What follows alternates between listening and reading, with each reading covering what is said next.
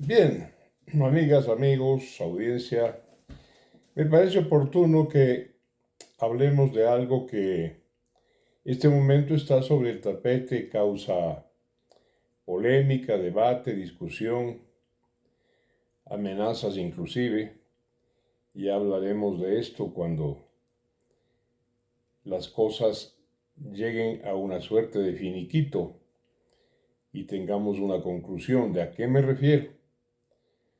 Al archipiélago de Galápagos. Hagamos un poco de historia en primer lugar, mientras llegan las conclusiones sobre este enredo.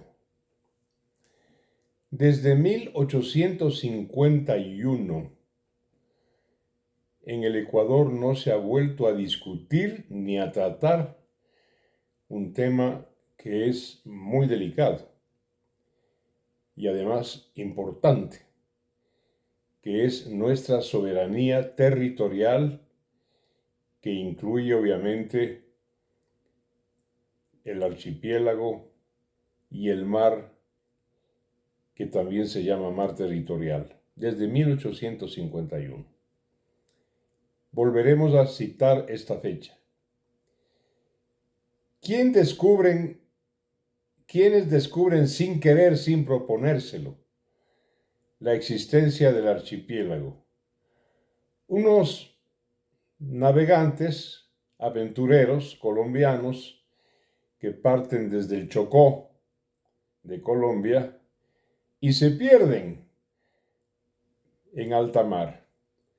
Y van a dar con lo que ellos mismos en una carta dirigida al gobierno español y a su representante en Nueva Granada, llamaron unas islas extrañas, islas encantadas, solo habitadas por focas, tortugas y reptiles. Nunca supieron de qué se trataba. Llegaron allá como una especie de tierra a tierra, nos salvamos, nada más que eso.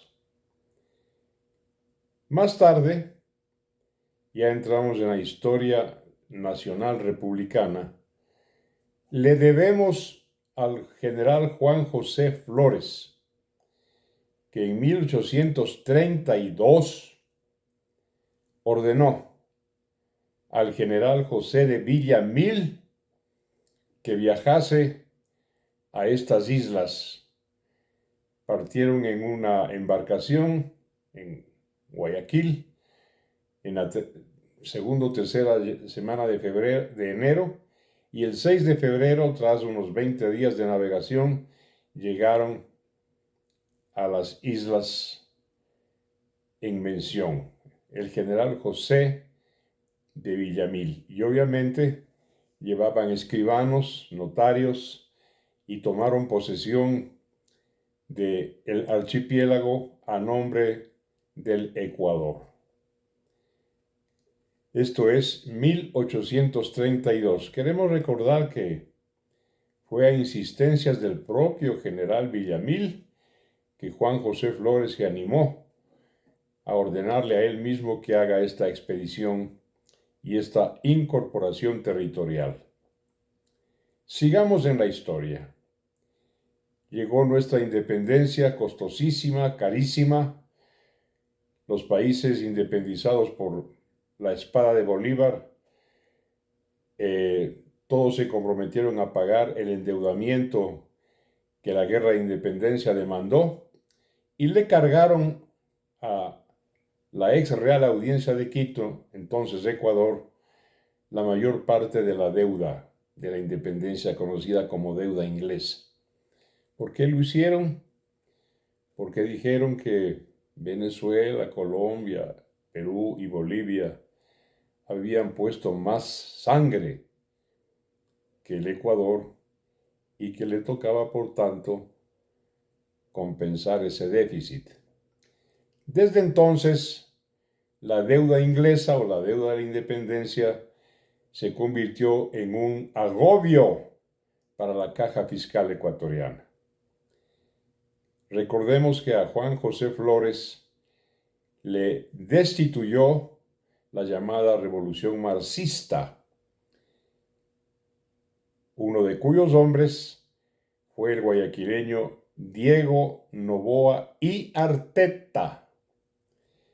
Diego Noboa y Arteta llegó a la presidencia del Ecuador en 1850 y en 1851, porque era un hombre de negocios, tenía pericia en esta cuestión de la contabilidad de sus negocios, se dio cuenta de la carga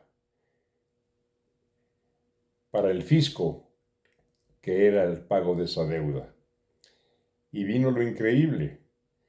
Fue Diego Noboa y Arteta, presidente del Ecuador, en 1851, el que tomó contacto con el gobierno inglés, la corona británica, y ofreció vender las Islas Galápagos a cambio de liberar la deuda, de deshacerse de la deuda. Nadie entiende, amigas y amigos, hoy mismo no entendemos cómo Gran Bretaña, Inglaterra, la reina de los mares, cuyos barcos hacían flamear su bandera en todos los océanos del mundo, navegantes insignes, cartógrafos, geógrafos, no entendemos cómo el gobierno británico, fue una suerte, un azar, rechazó, no le interesaban las Galápagos, o archipiélago de Colón, como se le conoció al principio. Dijeron, no, gracias, no queremos, sigan pagando la deuda. Esto fue en 1851. Gracias a ello, porque ya hubo un intento de vender esas islas. Y, claro, hoy en día, un acto de esos, que habrá tenido sus razones, sus justificaciones, entre comillas, en aquel año, hoy se considera o se consideraría una alta traición a la patria. Alta traición a la patria. Imagínense ustedes si Gran Bretaña caía en cuenta de la importancia geopolítica y estratégica del archipiélago de las Galápagos. Era como tener una base de dominio para el Asia y para Oceanía. Así de simple. Dijeron que no y nos salvaron. O salvaron esas islas para que sigan siendo ecuatorianas. Qué importantes serán para que el Perú, cuando firmó la paz con nosotros, después de las escaramuzas de el Alto Cenepa, no registró, no quiso o no pudo, y aquí no hubo nadie, y menos el fulano ese de pésima recordación, Maguad, que tenía que haber incorporado la soberanía territorial de las Galápagos. Obviamente, no lo hizo. No lo hizo, no sé si por ignorante, por traidor, por advenedizo, o porque recibió dinero. No sé, no lo sé. El hecho es que el Perú sigue manteniendo una forma sui generis, casi única, excepcional, de medir la soberanía del mar territorial a través de bisectrices. La bisectriz, como sabemos, es una línea imaginaria geométrica que divide un ángulo, la bisectriz, en dos partes iguales. De acuerdo a esa pretensión peruana de medir el mar territorial contiguo peruano-ecuatoriano por bisectrices y no por líneas geodésicas paralelas, pone en peligro en cualquier momento, ojalá no llegue nunca, ¿no es verdad?, nuestra soberanía total sobre esas islas. Porque la bisectriz que proponen los peruanos pasaría cortando una parte del archipiélago. Es decir, hablando en mal romance, incorporando esa parte al Perú. Este traidor de Rafael Correa en el año 2011, ya era presidente de la República,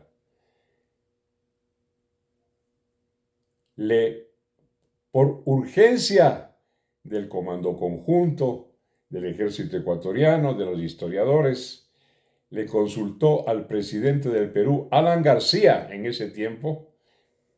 No le consultó, le pidió una declaración definitiva para incorporarla al protocolo de paz del año 1998.